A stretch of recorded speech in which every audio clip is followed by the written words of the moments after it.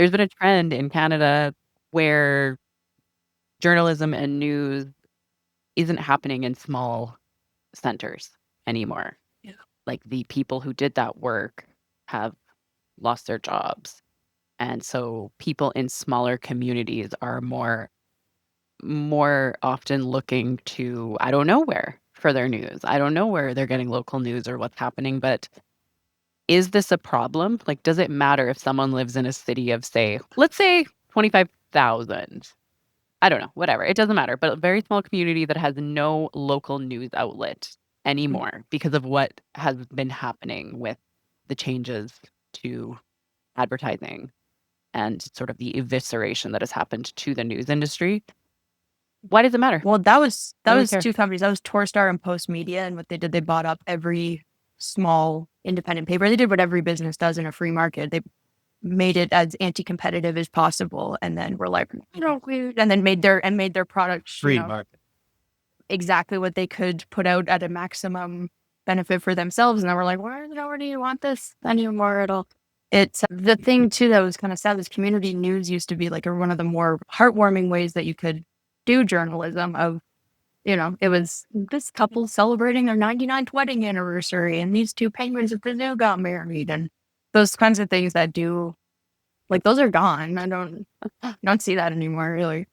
Um, you do still kind of see like just videos of penguins and stuff, but that's the thing too, though. Is like you do kind of also, I can also scroll the Pickering tab on social media and see people's ostensibly their actual filming experience of living in my small town of Pickering.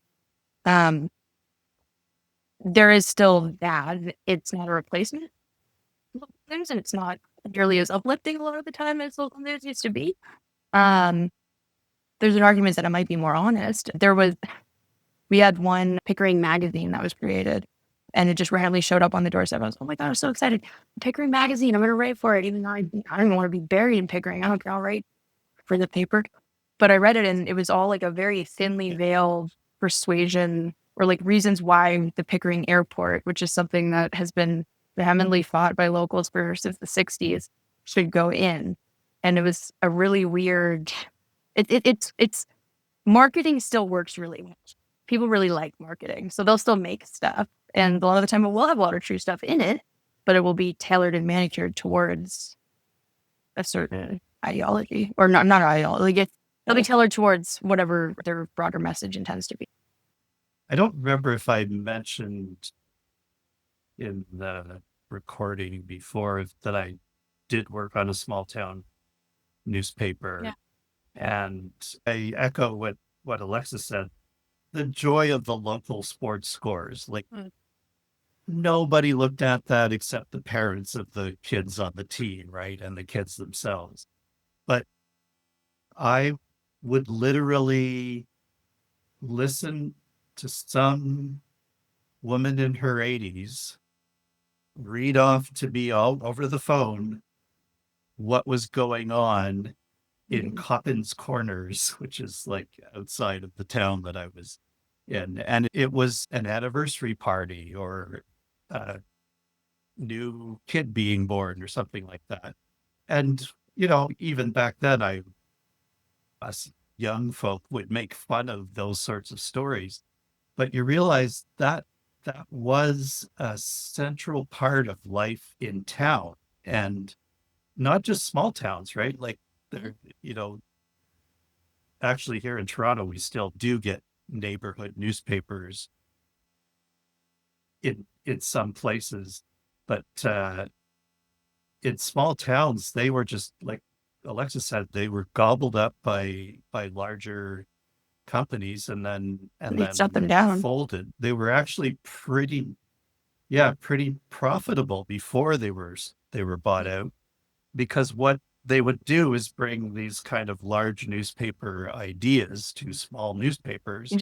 The town I was working in, they merged one of their papers with another one from another town. And of course, I don't want their news. Oh, I want our news.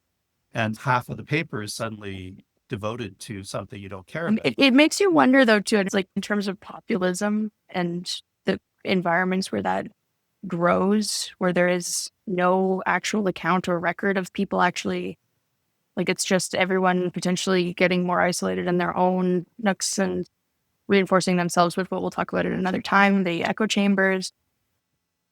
Yeah, I think the problem is that when you homogenize the sources of information, yeah, okay, so now there's a Facebook group for that town, and there's a Facebook group for every grad year of the high school, and there's a Discord server for gamers in that town or whatever, but it's both homogenized and Well, and the atomized at the environment that same let all of time. that happen is the environment that killed news.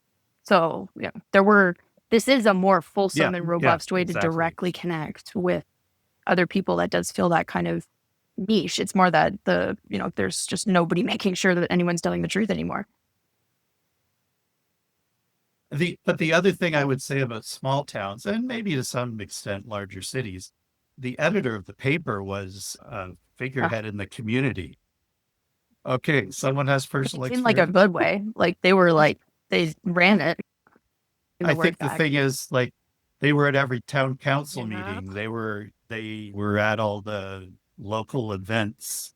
They were taking their pictures. They were the jack of all trades journalist, and everybody knew who they were. And they may or may not have liked them, but they were certainly, there was a sense, on the one hand, you could call it a gatekeeper, but on the other hand, you could call it like a moderator, right? Like someone who actually helped people get the information that wasn't readily accessible. Whereas Facebook is not going to be a good source for what bylaws have been passed in your town. I think that's the exact point, though, is where do you get information about important things like a bylaw being passed if your center, your community has no news? Right. And that's kind of the crux of the issue. Like when people stop learning important information, what do they turn to? Where do they go? We are so far, like personally, I get the most city news in the year of 2025 advanced technology future world. I get the majority of my city news only when they put it on a freaking billboard outside one of the busiest streets. Oh, that's it. Right. But if you put up I'm not following you on Twitter. If you're lucky, you might have a concerned citizen who will, and I don't know if we talked about citizen journalism, but Citizen Kane. You'll have someone who's just like Citizen Kane, much larger scale, but the idea that they really care what happens in their town, and they'll do an email newsletter, or they'll do Instagram account where they'll report what they see, but most of the time they're not doing that. That's a passion project. They're not doing that for money, and you're not going to get a whole lot of Patreon subscribers for a small town. You also then get reporter. the Instagram accounts that are reporting on what's going on around town that just report crash and misinformation constantly. Right. Great guy on TikTok who just finds car crashes, like and he just jams his little microphone in their face and says, "Oh my God, what happened?" And that's it. That's kind of what we used to do. Yeah. It's really very profitable. What we were doing. Even sometimes they don't even do that. They'll just be like, "Oh, look, here's a weird thing that happened on the street." And then it's, don't pretend to be a journalist if you're not going to find out what that was. Like, you're just a rando account if you're doing that. So we had a really great couple of conversations about journalism and news and media. And just to circle back and bring us back to the book on disinformation, we close this chapter, which is chapter 2, with the concept of people learning how to engage with the media, and how to getting the skills needed to become media literate, as a way to navigate the news environment, which I think we've just learned is, there's just a lot going on, and there's a lot of things you need to pay attention to, and it's difficult for us all to remember everything. So in the book, we share the work of Cofield, who suggests that people should ask 4 questions when they are interacting with a news story. And I actually think, and I think Chris sort of mentioned these Yeah. previously, because I remember you were talking, Chris, and I was like, oh, that's almost exactly what we say or Cofield says. So the 4 questions that you should think about when you're interacting with a news story, here they are. What was the process for accuracy and corrections? Is the information sourced and verified? Does the outlet employ professional journalists? Is their mission to inform? And I really like that Mm. last one because we're always thinking, what is this? Or we're always saying, why? Why is this information in front of you? What is its purpose? Is it trying to manipulate you? Is it trying to convince you of something? What you want is information or sources that are trying to inform you. That's a really important piece of becoming information literate. So we wanted to end with that. These are the things to think about and to be more media literate. And with that, I think Diane has a challenge for the listeners. Yeah. So, challenge for listeners this week, read those standards. Can you see if there's any like news values that are part of the reporting?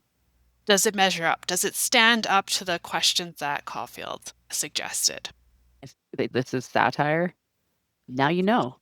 Or or has any alarming words that make you go, oh, I don't like that.